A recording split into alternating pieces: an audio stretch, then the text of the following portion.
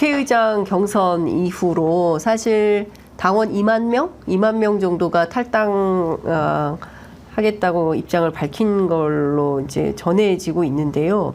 그래서 이후에 사실 당원 비중을 좀 늘려야 된다. 의원님께서는 10% 말씀하셨고 장경태 의원은 20% 그리고 양문석 당선인은 50% 이런 각각 주장이 좀 나왔습니다. 근데 이게 어떤 분들은 이제 전당원 투표로 가야 된다 이런 말씀도 하시고 대의원제 폐지해야 된다. 비중을 늘린다기보다는 전반적으로 당의 결정에 의해서 당원들의 비중은 쭉 늘려왔죠. 네. 그러니까 예를 들어서 당 대표나 최고위원 또는 공직을 뽑는 데 있어서는 경우에 따라서는 이미 전당원 투표를 적용하거나 30%, 50%, 70%, 100% 이렇게 되는 경우가 있었는데 종래에는 의원들 고유의 투표 영역으로 했던 그렇죠. 부분이 남아 있었던 거 아닙니까? 예. 근데 이제 그 부분에 도입을 할 거냐 말 거냐 하는 선택의 문제에서 그것까지도 도입을 하자라고 저는 제기를 했던 거고 제가 10% 룰이라고 하는데 10% 이상을 해야 되는 것을 원칙으로 정해놓자라고 저는 제기를 했던 거죠. 10% 이상을 하는 것을 원칙으로 하자는 것을 10% 룰로 한다면 거기엔 20%도 있을 수 있고 50%도 있을 수 있고 그런 논의가 저는 당연히 후속해서 나올 거라고 생각을 했고요. 근데 중요한 것은 그런 의원들의 고유 영역으로 예를 들어 당의 국회의장 후보나 또는 원내대표 같은 부분도 한편에서는 의원들의 대표성을 갖는 것이기도 하지만 또 한편으로는 당의 대표이기도 하기 때문에 거기에 있어서의 당원들의 판단이 들어가는 것은 저는 굉장히 논리적으로도 틀린 것이 아니고 또 시대 흐름에 봐서도 맞는다라고 생각했기 때문에 제가 제기했던 10% 룰은 반영할 것이냐 말 것이냐 해서 반영하는 것이 맞다라는 문제 제기라고 보시면 됩니다. 사실은 20%냐 50%냐 10%냐 이런 것은 딱 논리적으로 반드시 몇 프로야 한다. 그런 기준이 저는 존재한다고 보지는 않습니다. 우상호 대표 과거 원내대표가 어떤 얘기를 했냐면 우리 당은 그런 당이 아니다. 오랜 역사와 전통 속에서 공직은 국민에게, 당직은 당원에게, 원내는 국회의원이 이런 원칙이 있었다. 그래서 지금 이 규정을 이 원칙을 깨려고 하는 것은 안 된다라는 입장을 밝혔더니 양문석 당선인이 아주 거칠게 우상호 의원 비판을 했습니다. 기득권의 마시간 586 이렇게 비판을 하고 나섰는데요. 어떻게 봐야 됩니까? 그 당직은 당원들이 또 공직은 국민에게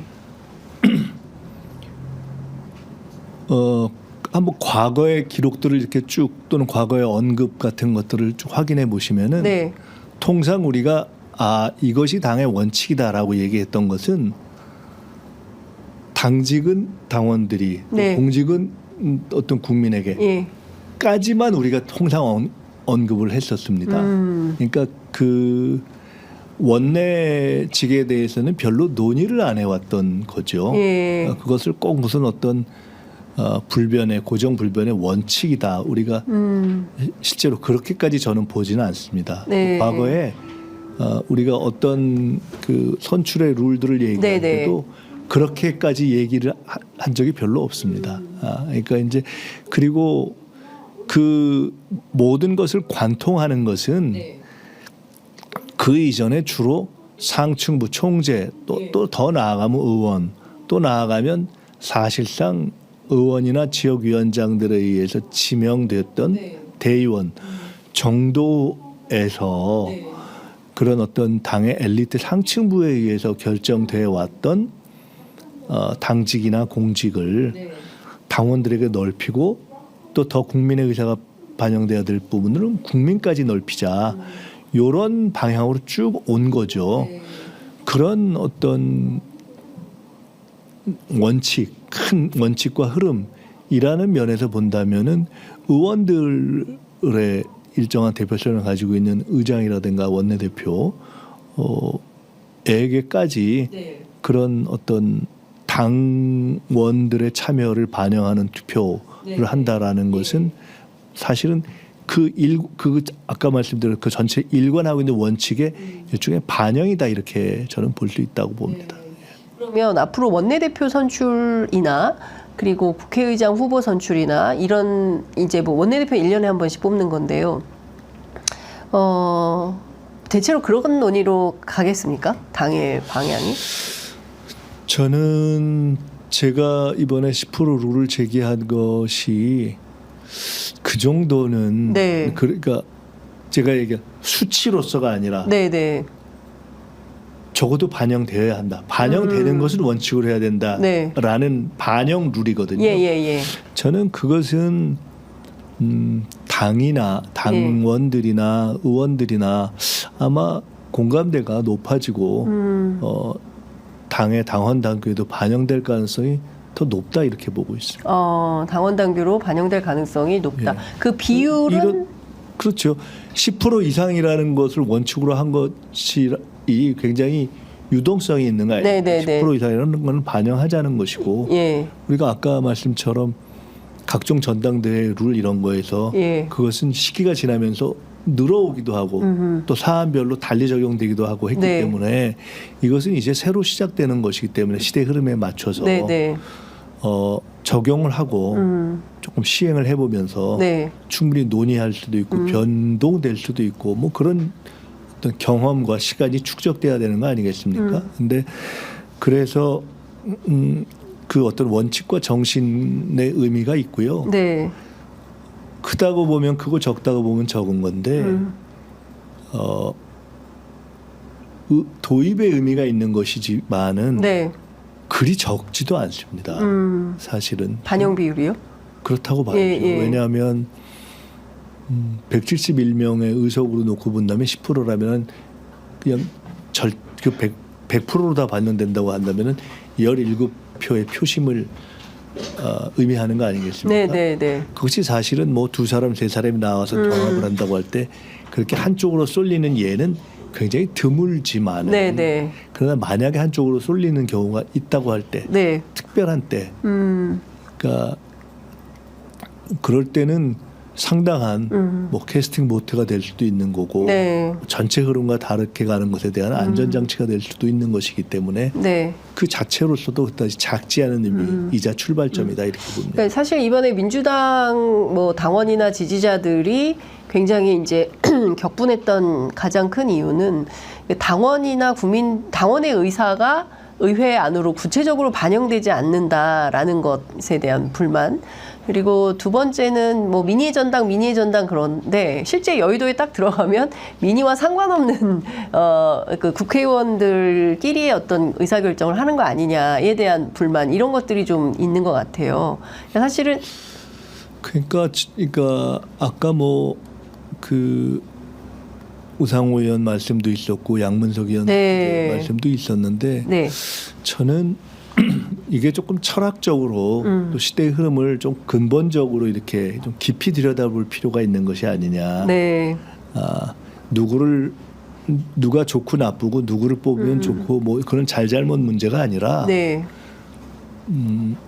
가령 그런 표현은 저는 조금 한번 생각을 더 해봐야 할 필요가 있는 거 아니냐. 가령 뭐 서열 2위 네. 국회의장에 대해서 예. 가령 당의 지도부가 어떤 의견을 가지는 것이 바람직하냐. 뭐 예를 들어 이런 얘기를 했잖아요. 네. 근데 사실 당의 지도부가 꼭 처음부터 어떤 방향으로 가야 된다라고 생각을 했다라기보다도 네. 전체적인 흐름을 보시면은 전체적인 어떤 당원들의 표심이나 네. 마음이 움직이는 것이 반영되어지는 그런 과정을 거친 거잖아요. 네. 그러니까 서열 2위, 사실은 서열 1위, 서열 2위 이런 것을 다 만드는 그 주권의 권력의 주인이 네. 당원과 국민 아닙니까? 맞습니다. 예. 그러면은 그 부분의 흐름이 어떻게 되는가를 고민하고 이걸 어떻게 반영할 것인가를 고민하는 것이 굉장히 저는 자연스러운 과정이라고 생각하는데 그 전체 큰 흐름 중에서 너무 일종의 부분, 여의도에 네. 국한되어 있는 부분만 보는 그런 우리가 좀 관성에 있는 것이 아니냐. 그런 관성을 좀 이렇게 넘어서서 볼 네. 필요가 있는 것이 아니냐. 이런 아쉬움이 있더라고요. 다른 정당들에는 대의원 제도가 없는데 민주당에는 대의원 제도가 있지 않습니까? 그리고 이 대의원 제도 뭐 없애라 뭐 이런 요구도 있었지만 그 제도는 굉장히 중요해서 지켜야 된다라는 쪽이었는데 앞으로 이 대의원 제도는 어떻게 될 걸로 보세요? 대의원 제도라는 것은 원래는 네. 이렇게 뽑혀진 것이잖아요. 네. 근데 우리가 아주 원래적인 의미로 당원들이 착착착착착 나뉘어서 거기서 어떤 구획이 나눠져서 거기서 선출돼서 대의원을 만드는 그런 제도가 완성돼 있지는 않습니다. 네. 근데 그것을 비교적 그렇게 민주적으로 선출된 몫에 가깝도록 노력을 하고 있는 거죠. 네. 그래서 실제로는 정당 활동에 비교적 예를 들어 온오프로 나눈다면 오프라인 차원에서도 더 적극적인 예를 들어 네. 이런 분들이 가급적 많이 포함되는 방식으로 현재의 대의원 제도가 운영되거나 확대되고 있거든요. 네네. 근데 역시 우리가 그 대의원들을 다 완전히 선출해서 대의원으로 만드는 과정으로 가지 못한다면은 네. 점점점 그런 대의원 제도를 두는 어떤 정당성에 대해서는 문제 제기가 계속되겠죠. 즉 달리 얘기하면 그것보다는 당원들의 투표 몫을 높여야 된다는 얘기가 네. 계속 제기될 것이고 그것은 일정한 정당성이 있다고 봅니다. 네. 그래서 저는 한편으로는 대의원이 실제로 선출되는 민주적인 어떤 절차적 네. 정당성을 높여나가는 노력과 함께 당원들의 투표 비중 자체를 높이는 이 두 가지가 병행되는 쪽으로 가지 않겠나 이렇게 봅니다. 통상 이제 유럽의 정당 모델과 뭐 미국의 정당 모델 이렇게 좀 나누어서 설명을 하는데요. 우리는 지금 양자에서 어떤 때는 이런 길, 어떤 때는 좀 이런 길 이렇게 갔던 것 그렇기도 같은데. 하고요. 또 우리는 이렇게 우리 현실에 맞춰서 만들어 오는 측면이 있습니다. 가령 우리가 공직 후보를 뽑는 데 있어서 이제는 토론을 거치고 논란도 하지만 그러나 그래도 가장 어떤 공통분모처럼 되어 있는 5대5 룰 같은 거 있지 않습니까? 당원과 국민 5대5 룰. 그게 사실 교과서에 어디 나와 있어요. 따지고 보면은 또 뭐 유럽식, 미국식 따지고 어디에 그게 예. 어느 나라에 있어요. 그렇지 않잖아요. 우리식 모델을 만든 거예요. 그게. 예. 알겠습니다. 그 5대5 모델을 사실은 제가 디자인을 저는 했었거든요. 그런가요? 예. 그렇기 예, 때문에 예, 예. 저는 이런 것은 시대 흐름에 맞춰서 이렇게 만들어가는 것이지 네네. 너무 좁게 여의도의 관점에서 보고 너무 기존의 관점에서 보면서 하면 좀 정치의 진짜 본령을 놓치는 거 아닌가 이런 생각을 합니다. 알겠습니다. 자, 오늘 뭐 50분이 넘어가지고 이제 마무리를 해야 될 것 같은데요. 끝으로 한 말씀 듣고 정리하겠습니다. 전체적으로 보면은 그 굉장히 비상한 시기에 있는데요. 어떤 의미에서 비상하냐면은 나라가 굉장히 이제 어려운 여러 가지 상황에 처해 있고 그리고 그 책임을 지고 있는 정부 여당과 대통령은 사실상 지금 그 기능을 이제 상실한 네. 그런 상태이고 그리고 야당은 그냥 다수당일 뿐만 아니라 지금 나타나고 있는 여러 가지 현상에서 보듯이 사실상 국정의 책임감을 훨씬 강하게 가져야 되는 그런 여러 가지 의미에서의 저는 비상한 시기라고 생각을 합니다. 네. 저희 당은 이제 그런 책임감을 가지도록 더 노력을 할 것이고 저희도 그럴 것이고요. 네. 그런 과정에서 생기는 여러 현상 중에 지금 뭐 당원 주권의 문제라든가 이런 것은 그런 모든 것을 극복하기 위해서는 당이 더 빠르고 강해지고 책임감이 높아져야 하는 과정에서 당의 변화로 이해해 주시면 좋겠다 이런 생각입니다. 알겠습니다.